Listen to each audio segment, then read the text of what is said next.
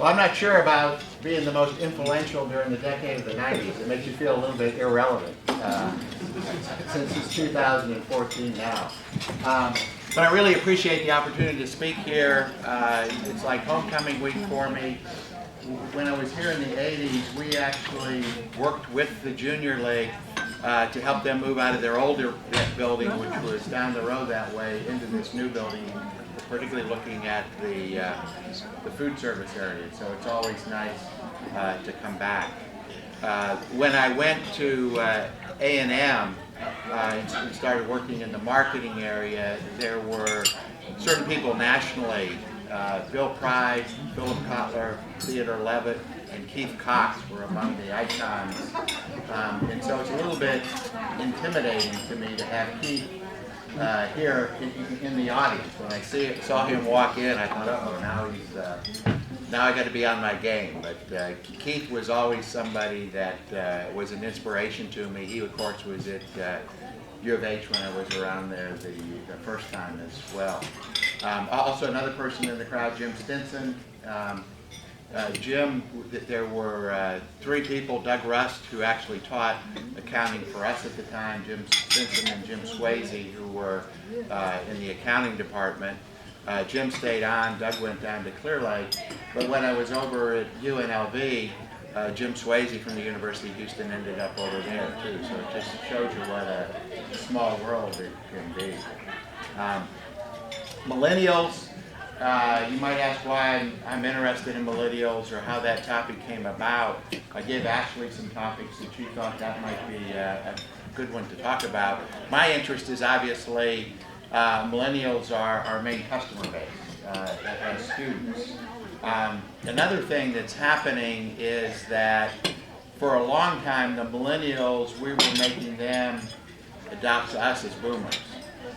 So when they came, they had to wear coats, they had to wear ties, they had to dress like us, they had to look like us. And what's happening now is they're going to take over. If you look at what's happening, if we look at millennials, roughly it's people that were born in the late 70s through 2000. So if you put they were born in 79, they're around 15 years old to about 30 some years older. So they're in that age group. If you look at the baby boomers, we were born at the end of World War I, from about 1946 up through about 1965. And again, the ages might vary depending on who's doing the study or who's doing the definition, and it's really more the characteristics of behavior we look at than the years. There can actually be baby boomers who act like millennials and millennials who act like baby boomers. But the thing is, if you look at the baby boomers, we're starting to retire. We're moving out of the workforce now, just as the millennials are moving in. The millennials are roughly, again, depending on how you define them, about 86 million strong. They're about twice as big as the Gen Xers, the group between the millennials and the baby boomers. So they're certainly going to be a significant force. And by 2020, from my interest, they'll be the primary commercial traveler. So we're looking at switching out from baby boomers to millennials. And again, they'll be the dominant workforce by 2020. So things are changing, and as boomers, we have to change with it. One of the things that is a little bit ironic is a lot of the research has been done for boomers, trying to figure out how to work with millennials, and oftentimes we hire research companies that are headed by boomers to look at the millennials, and a lot of times their interpretation of that data comes through the glasses of a boomer. So one of the first things, if you're going to do research on millennials, get millennials to do it. And so I brought with me a couple of millennials. Kristen Kirkwood, who's in our graduate program, and Mandy Harrington. And in a few minutes, we'll bring them up and actually start a panel and questions and answers, so that if you wanted to fill your curiosity as why they behave certain ways, now you have a chance to ask a couple millennials why they work that way. But one of the areas I research is loyalty. And In the 1990s, there was some research done by some people out of Harvard that really caught the attention of business people, because they found out that if you could increase customer retention by 5%, you would drop another 25% at least to the bottom line, because those people would buy a broader product line from you, they purchase from you more frequently, they refer others to you, so there were a lot of benefits of creating loyal customers. So I got started in customer loyalty. I was in Las Vegas at the time. Obviously casinos had great databases, so we started working with the casinos on developing loyalty programs for them. We did some research with hotels on customer loyalty. And one of the things that came out and was popular then was the tiered loyalty programs.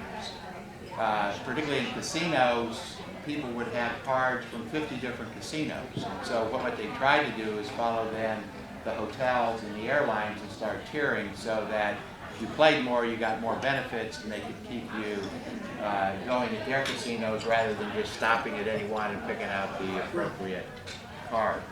And I was at a conference, it's called the American Lodging Investment Summit, which is held each year. And a lot of CEOs go to that, of the hotel industry. And they had a session on loyalty, so I thought I'd sit in on that to see what was happening in the loyalty area. And it was like getting hit over the head with a sledgehammer, because they started talking about millennials. And millennials, when they went into a place, said, we like what you're doing in the loyalty program, we'd like to have this, this, and this, but we don't want to come back 25 times to get it. The boomers had been trained that you come back 25 times, you get this, you come back 50 times, you get this, and so on. But with the millennials, we want it when we come in the door. We're a customer, treat us as a good customer now and give us the benefits you give others the first time through the door. And so this created a real dilemma for hotel companies, because they had so much invested in the legacy programs for the boomers, and the boomers were still around, so you just couldn't flip and change something for the millennials. But on the other hand, unless you changed it to meet the needs of the millennials, you're not going to catch the millennials. So now they're stuck trying to figure out how to have almost a dual loyalty system that'll attract both groups. There's a couple hotel companies, one of them's called Citizen M, which is a new brand that's really basically developed for the millennials. And so with their hotel loyalty program, it's simply you become a citizen, they call it. You can sign up at any time, you become a citizen. Basically all they're collecting is your data for marketing purposes. And as soon as you sign up, you get a 15% discount, you get free Wi-Fi, and you get late checkout. And so those are the benefits of their loyalty programs. They have one standard hotel, so there's no or hotel room, so there's no upgrading. In the millennial hotels, they put in a lot of features for social activities in the lobby. It's almost what I would call the cruise ship sort of scheme for designing hotels, in that the rooms are small, but in the public space, in the function space, there's a lot of different activities. There might be shuffleboard, there might be a quiet area to work, there might be, in one hotel I was at, they had a pantry that was open, no charge. You could go in, get a snack, get beverages, sit down. Because one of the differences we found between millennials and boomers is that boomers go up to their room and do their work in their room when they're traveling. Millennials are more social, although we as boomers don't think they're social because they're always texting and not talking to each other. In fact, they're a pretty social and pretty connected group. Dr. Bowen, when you say they're more social, do they like personal interaction? And let's ask the boomers, or the millennials. Mandy, do you like social interaction? I do, but I think it depends on the situation as well. Depends on what? The situation. So if it was like a business, if you're trying to get business or you're working with business, I think it's better to be social, face to face. But if you're, like, say, trying to get a party together with your friends, you'll want to do text. So it depends on the situation. Yeah. But the party together with your friends, then that would be social, right? Yes, it's still I social. mean, you don't have a party by texting each other. No. The party would be social. Okay. I read something recently that said millennials, on an average, on their texting or emailing, an average of 18 hours a day. I heard that the other day on the radio as well. I was kind of shocked because I don't spend that much time on the phone, but I do prefer sometimes to email over phone calls, but other times I do prefer to have a face-to-face meeting, depending on what happens. And millennials at the U of H don't have 18 hours to spend on their That was staggering. But there are also studies that have shown that they're much more, their network is much larger than a boomer's network. One of the things that millennials also use is what we call self-service technology. And so they like, if they can, they like to do things on their phone, including check-in at a hotel, banking, and things like that. The reason isn't because they don't like human interaction. The reason is because of human error. You know, I remember when ATMs came out. I'm that old. And back then, we avoided ATMs because we felt that machines could make mistakes, and so we were much more comfortable dealing with humans. The millennials are more comfortable dealing with machines because they think humans can make mistakes. So it's just it's flipped, and it's a different way of thinking. We also try to do interdisciplinary work at the university, and I got one of my friends, colleagues in the architecture school, interested in the design of hotels for millennials, and he got his architecture students to work on, and these are all millennials, work on hotel designs for millennials. So now you have millennials working on hotel designs for millennials, and they're about halfway through the semester now, but I got a peek at what they were doing. One of the things that was interesting is there was nothing on the wall unless it was a video screen. So there weren't any pictures, the walls were just all blank. And what they did is they changed the room's atmosphere by colors. So if they were working during the day and they wanted to be like an office, they would turn up the colors. At night they might use a mood coloring, a blue or a red or something, to change the atmosphere of the room. The rooms were also pretty small, but what they had done is the furniture was all in cabinets against the wall. And so if it were during the day, they could pull a desk out, which would slide right out of the cabinet, set it up and work. They could put it back in. They could pull out then lounging type furniture for the evening. So it became a multi-function room, but without all the space that you need for these different rooms. So it sort of, you know, as the millennials move into urban areas, which they like, because of the cost, where they live is minimal, and they're minimalist, so that they've learned how to use that space very effectively. They're also concerned about the environment, and one of these architecture students had designed seating where it was two chairs they folded together to make a cube. And the idea behind that was for shipping. So again, if you think about how we get furniture now, we pull it out, there's foam, there's plastic, there's trash and everything.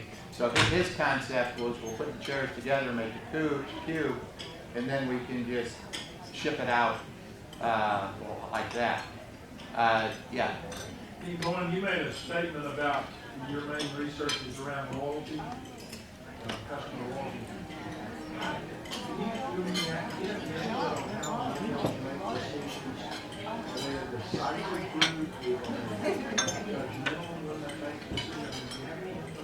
Yeah, and I'll share research with you, and then we'll bring the millennials up and actually, yeah, no, that's good, because I think that's important. One of the things that it is important to a millennial in a company from when they choose a company is it's almost like choosing a friend. You know, what the company stands for, what their values are. Again, they're concerned about the environment and helping others. And so they want to work with companies that have a social responsibility. And that's also important when they choose companies that they go to work for as well, too.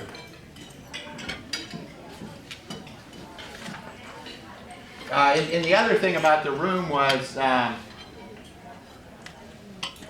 video screen, because millennials are gamers, many of them, and so you can buy LCD screens that roll up, and pretty soon that'll be commercially available. So they have big screens on the wall, and again, from a connectivity standpoint, they also had it set up where you could play against other people that might be in the same hotel in different rooms.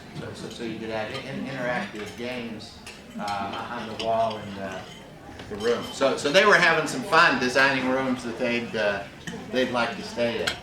But if we look at generational segments, one of the things is to look at what shaped the lives of the people in the generation. And for millennials, there were a number of tragedies that occurred during their lifespan. You had the Challenger explosion, you had the Branch Davidian incident up in Waco, then you had 9/11, Hurricane Katrina, you had the Columbine High School incident, which was really the start of a number of horrific mass murders in this country.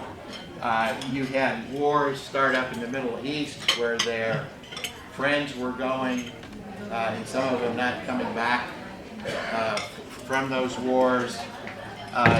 You had also economic uncertainty. You had the tech bubble in the early 2000s, and then you had the recession in the mid-2000s. Since the recession in the mid-2000s, a lot of the jobs that have started have been part-time jobs rather than full-time jobs. Their parents, many of them worked, or both heads of the household worked, so you had parents that were both working.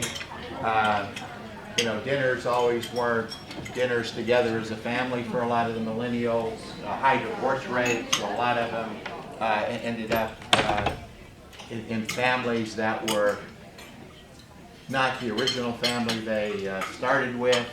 And you also had parents that were working very hard, but with downsizing, they saw parents that had worked very hard for a company all of a sudden get acquired by another company, downsized, and lose their job. So as a result of that, they had some different values. The other thing too is, which is always brought up with millennials, is the awards for participating. So if you were in a soccer league, and I can remember this with our kids because I raised two millennials, but if you didn't win, if you came in last, you still came home with a trophy. And we had a number of last place trophies in our house from the kids that went through that. But everybody got rewarded, everybody got trophies. So as boomers, we were in part responsible for what happened. If we look at how sometimes boomers describe millennials, the word self-centered come up, entitled, lazy, immature, tech savvy, and they've been called the tech natives, sometimes digital natives, but what that means is they're really the first generation to come up immersed in technology. So it was native to them. It wasn't something that they had to learn. And as a result of that, they're very familiar with technology. You know, an example of how they balance things, and three things are equally important to them. One is time, one is money, and one is networks. So those three things, the friends that they have in their networks, their time, and their money. So as a result, they try to balance. So as we talk through this, there's a lot to be said for the values that they have. A lot of times we judge them by our values, and if we look at their values, maybe we could learn something from the millennials. But when I was talking with the architecture group, one of the students said that what's important to us is experiences. So it wasn't so much how much I was going to make with the company, but the experience I was going to get from that job.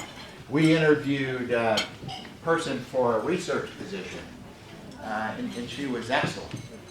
She had done a good job where she was. In fact, other researchers in that group often came to her and had her review their work and everything. And so I asked her why she wanted to leave that area after 6 months. And essentially she told me that she had learned a lot for that experience. Her learning had sort of peaked, and now she was ready to go on to the next thing where she could learn some more. And for millennials, changing jobs isn't viewed as a bad thing necessarily.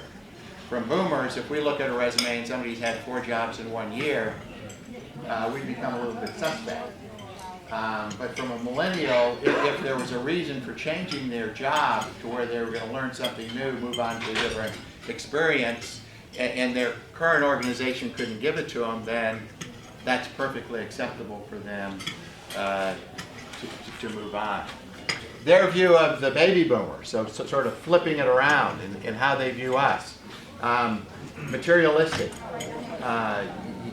you know, being concerned with material things, you know, living in 4, 5, 6, 7,000 square foot houses, ruining the environment, global warming.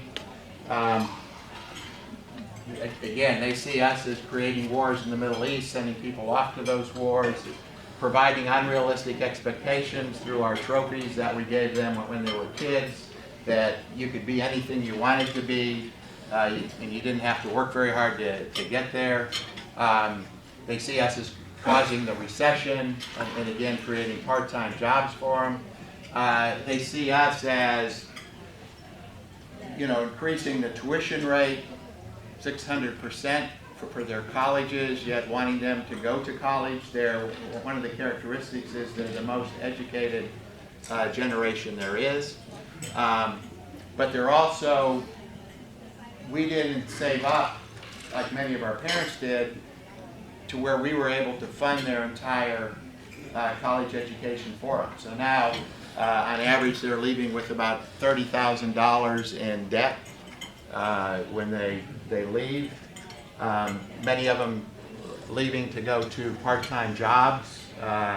And I've seen statistics as high as 90 to 85% are returning home, or what we call boomerang kids, where they're coming home after graduation to work to help pay off that debt they've accumulated while going through college. Bowen, Yeah. what you just said, are role models or mentors important? Yeah, and why don't we have, at this point, Kristen and Mandy come up so you can, if you'd stand up and come up here and we'll put you to work. Because that's exactly why I brought them to answer, because rather than me as a boomer answer their questions, we'll get. So are role models and mentors important? Yes, very much so. My mother's my role model, 100%. So if I didn't have her, I wouldn't believe that I could do anything I put my mind to. But she's the one that helps me get through everything in the day. So role models are And I feel as though mentors in the workplace are also just as important because they help you learn, and experiences are very important. So that's a very good. I agree with that as well. Mentors in the education. I've had professors that are mentors. I've had family members that are mentors. And it really helps you when you're trying to make decisions as well. As a millennial, you're a bit younger, so making these decisions for the first time, it's really important to have that person there that you can come to with all these questions. And like you asked before, if they're indecisive, I would say that it borders because sometimes I personally am indecisive and I need help making a decision, and other times I can make a decision very quickly. And I think a mentor is also, like you said, very helpful in making those decisions. As you go through the decision process, how much of that is emotional versus the logical decision? I tend to overanalyze everything, so majority of my when I choose is very analytical, very logical. What's going to get me to the end? Sometimes emotion can play into that, but I try to keep emotion at the door. I would say I use more emotion because I try to think of what's going to make me happy coming out of this decision. So for me, it's emotions that play a bigger part. But I do also think about the analytical logistics of what comes out of the decision. So you just said what's going to make you happy? Yes. It is, yeah. So if you look at a job, where does money come in versus and what else is factored in? If I'm not happy with my job, if I feel like I'm not doing anything to help people or to make a difference in the workplace, then it's not worth the money.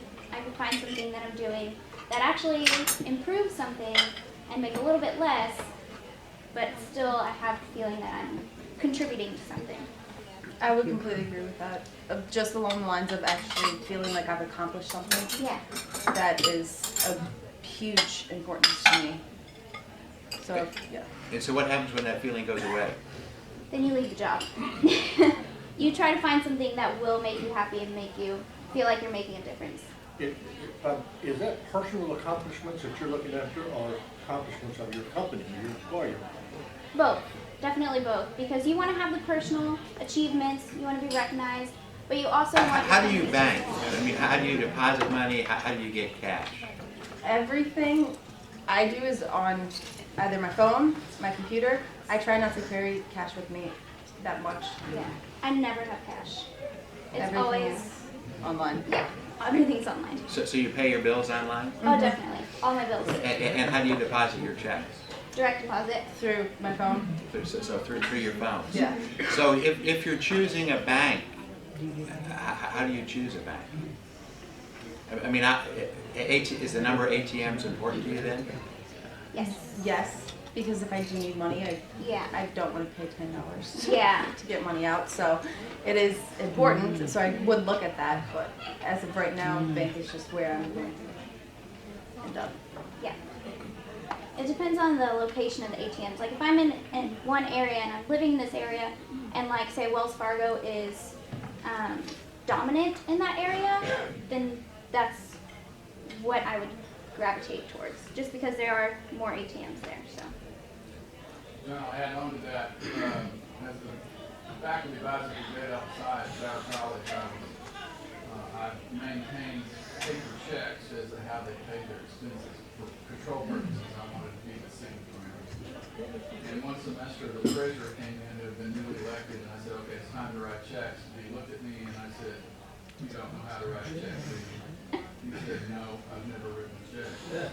So, This is the student in I'm business. in business college. So when's the last time you wrote a check, Kristen? I know how to write one. It's just been a while. It was probably last Christmas for a present. That was probably the last time. The Federal Reserve Bank building struck architecture over on Elm Parkway because they designed it to process checks. And at that time, before they got it completed, check processing dropped and they had to move all the check processing out to completely change the time of building. What is the age bracket for millennials? think I know, but Yeah, and again, depending on what study you look at, but it's roughly, I would say 1979, because that makes it real easy to figure out that would put it at 35 would be the high end, and then you're generally ending around 2000. So somewhere between about 14 and 35 would be the age range. I just figured my daughter out. Actually, I just figured you out. It's about time. I wouldn't bank on that. I gave my niece a check for doing some research. It was like a Thursday evening or something. And I always get up very early and I check our bank balances, one of the first things I do. And the check had already cleared. And I thought, how in the world did that happen? Because the banks were closed. So her mother, my sister, works with us, and I said, oh, what? How did that happen? She said, well, she just scanned it with her phone, and It's gone. yeah, it's gone. There's no float anymore, Bob. No float anymore.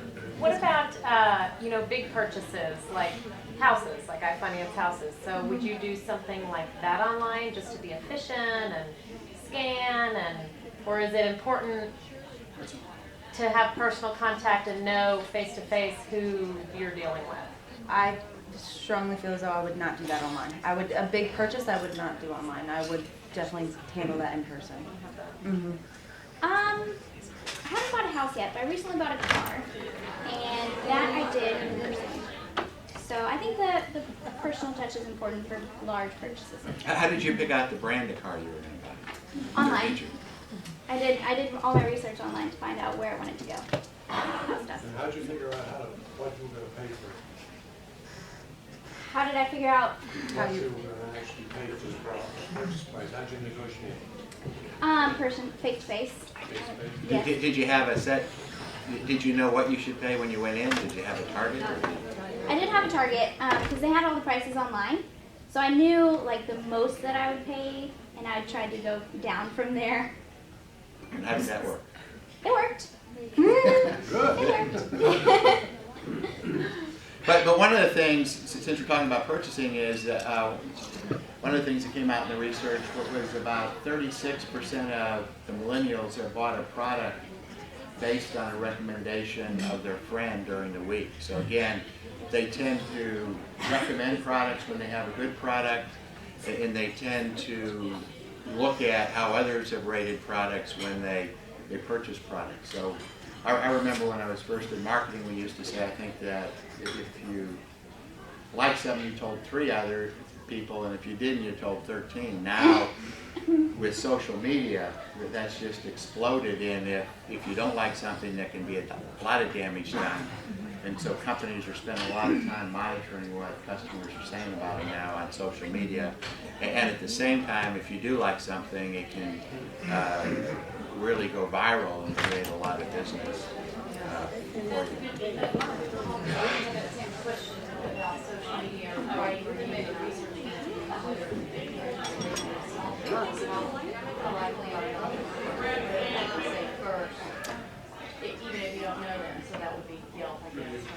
I will always review something because I recently bought something that I didn't review, and to me it was a big purchase. I bought a printer, and within a year it broke, and I didn't review it. I just was, okay, this works. So from now on I do review and research everything online and look at different prices, look at how much the ink's going to cost. I don't just look at oh, this looks good. I ask others around me what they bought, if they liked it, things of that nature. I pretty much don't buy anything unless I've heard a review or seen a review online, especially bigger purchases like $300 or more. I definitely need a review. Do you look at just like it's gotten a rating of 4.2, or do you actually go down and see what people are saying about it? I definitely read what people are saying about it.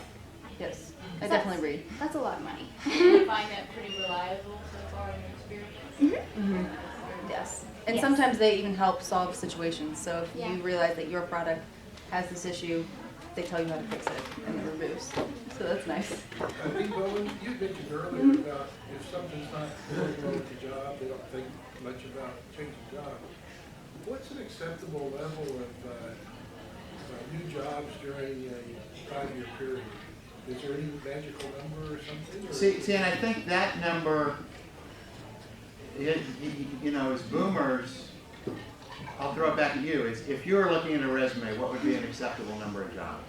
In 5 years? Yeah. 2? 2, okay.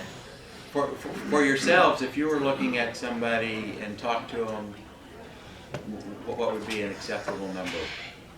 Like if I had a friend that had worked for 5 years, you're asking like how many jobs I Yeah. would think it was acceptable for them to have.